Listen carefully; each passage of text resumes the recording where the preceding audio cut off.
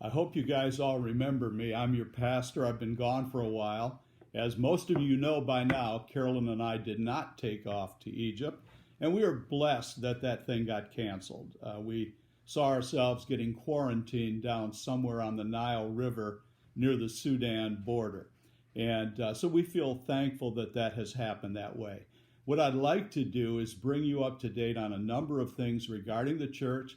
What are we going to be doing the next couple of weeks? Nobody really knows when we're going to be able to meet together, and that's okay. But we'd like to at least get into your home, or at least into your computer screens, so that we can share a very brief message. And by that I mean brief. I'm not going to preach to you. I'm just going to share some thoughts. But before that I'm going to do the announcements. I know it's church without announcements just doesn't seem right. So let me just share a couple of things. First of all, we are going to be doing these for at least 4 weeks, it would appear. And I'm going to cover a couple of things. Today, I'm going to talk about 8 lessons we can learn from the COVID virus and how we will be better because of that. The next week is Palm Sunday. And on Palm Sunday, I'm going to have a short Palm Sunday message that you can pick up on YouTube or our Facebook. After that, that's Easter Sunday. I don't believe we're going to be back in session on Easter Sunday, but I will be telling the Easter story via video, and you'll be able to watch it there. The next week after that, I'm going to answer some questions that people have been asking me. With these plagues, this is a plague in many ways, are we in the end times? And I'm going to address that. What will the end times really look like, and whether we are there? By the way, the short answer to that is no, we're not in the tribulation. I personally believe we'll be in heaven when the tribulation hits. But we will answer, are these signs leading up to that monumental time? Also, here, I'm going to make a pronouncement. Even though we're not going to be back in session by Easter Sunday, I don't believe we will. The first Sunday back, we are going to proclaim that that is Easter Sunday. And we will have an Easter Sunday service, including all of the traditional Easter songs that we would normally sing. And I've talked to Brad. We will be having a brunch. Now, we may move that back a little bit because of health concerns and so forth. But we love our Easter brunch, and we love our Easter service, and we will proclaim when we get back that is Easter Sunday. A couple of other things. If you need help in any way, I've got an email that's going out to our entire email list, and on it we have the contact numbers for Dennis and myself, plus the other elders. And the other elders will be calling you during the week just to see how you're doing. That is the only reason. We want to be good shepherds of our sheep. We care about you. Do not hesitate to call me on my cell phone or Pastor Dennis if there are any needs. We may not be able to meet all of them, but we certainly can try to get you in touch with people. Now, take a pause.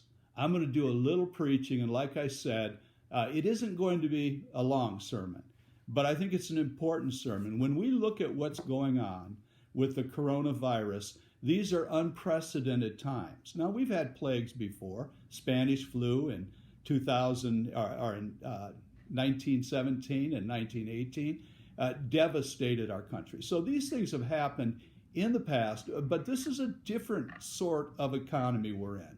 And so these are trying times. We are being tested in many ways, and in many ways, our personal faith is being tested. And so when I thought about that, I said, what is a verse or two that I can share that might be an encouragement to our people and also help us understand that there is value in what we're going through? So let me give you a couple of verses. I'm going to read these to you.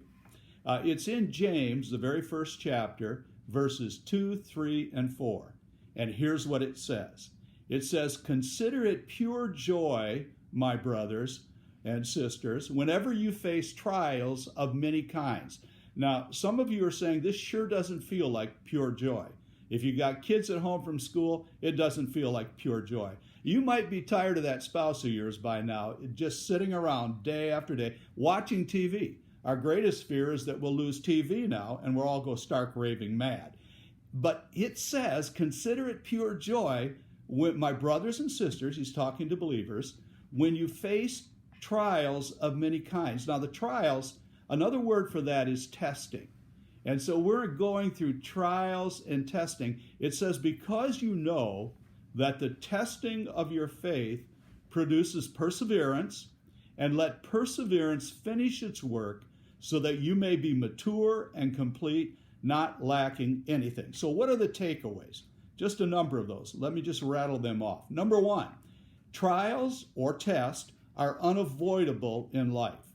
It says when you go through these, not if you go through these.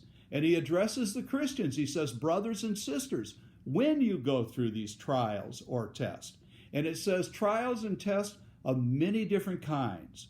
God knows what type of test we need in our lives. He knows our areas where we are weak. He knows our areas where we need correction. And so he says, when you go through them, they will come. Here's what's going to happen. It says, because, verse 2, you know that the testing of your faith produces perseverance. So bottom line, what is this all about? This is a testing of our faith. In other words, it is to prove how strong our faith is.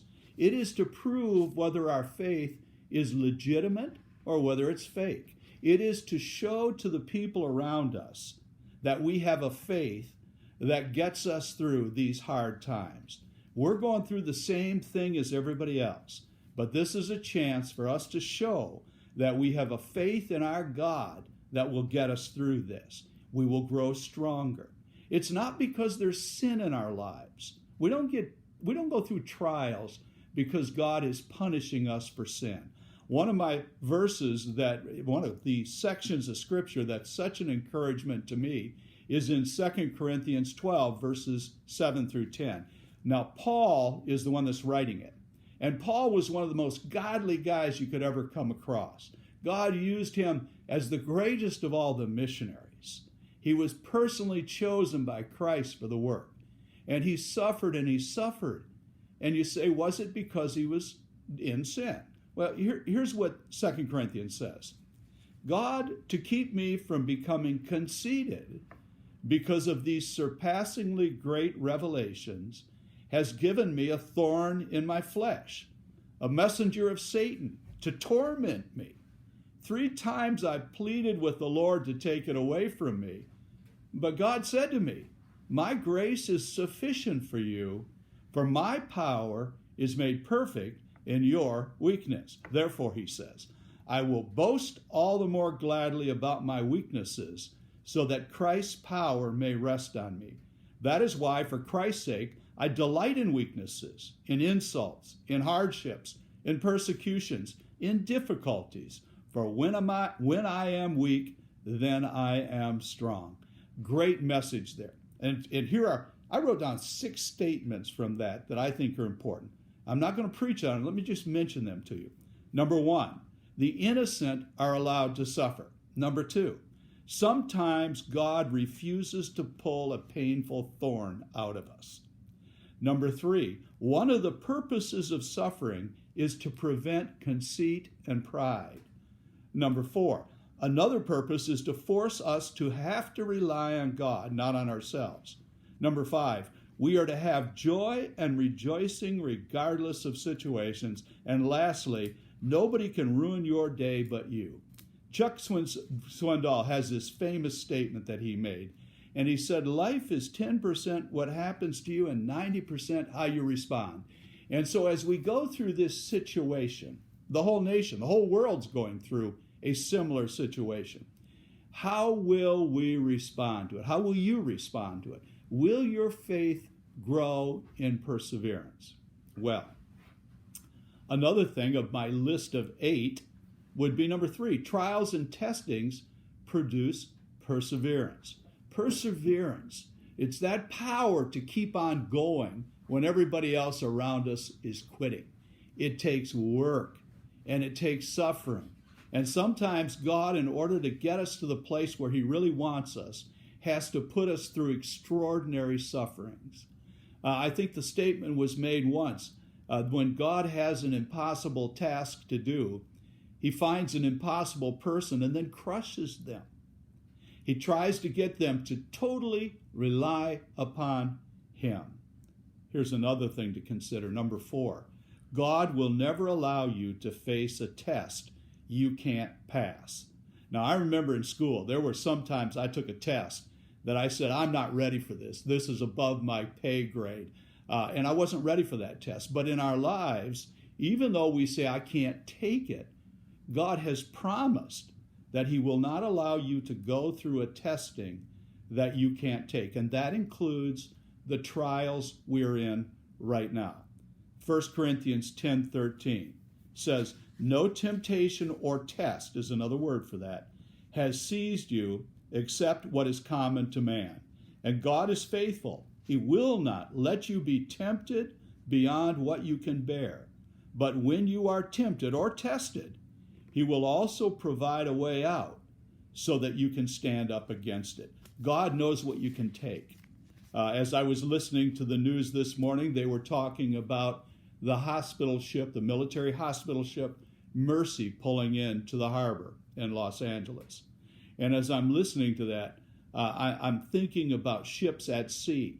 And one of the things that a story I learned a long time ago was before there was safe regulation of shipping, many ships would be loaded so heavy that they would go out into the waters, and the greedy captains wanted to deliver as much cargo as possible because they wanted to make money off it.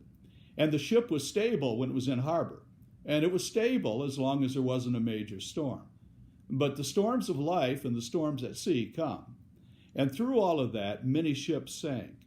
And there was a guy named George Plimsoll that calibrated what he believed a ship could endure during the severe storms. And what they called this was the Plimsoll mark. And even today, if you go into the harbor, you will see on ships different lines painted on the hull of the ship. And the top line is the Plimsoll mark. They can't put that ship, they can't load it any more than it will take that to reach that line. If it reaches that line and goes over it, it is in danger.